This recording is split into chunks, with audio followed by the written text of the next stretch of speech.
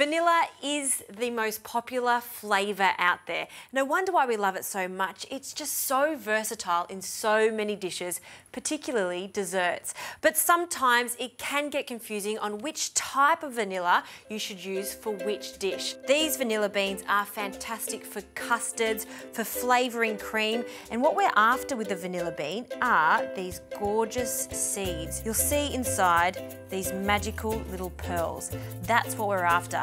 But don't waste the vanilla bean itself, because you can dry these out and put them in sugar, and it'll also perfume that. And then we have vanilla bean paste. This can be used in place of vanilla beans. I always have this on standby in my pantry. Fantastic for meringues and cakes, any type of dessert. And then we have the old faithful vanilla extract, which is rich and syrupy.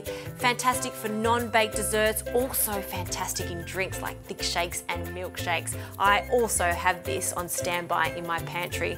Vanilla, there's such a wonderful world of vanilla recipes out there. Not just desserts, don't forget vanilla can also be used in a savoury context.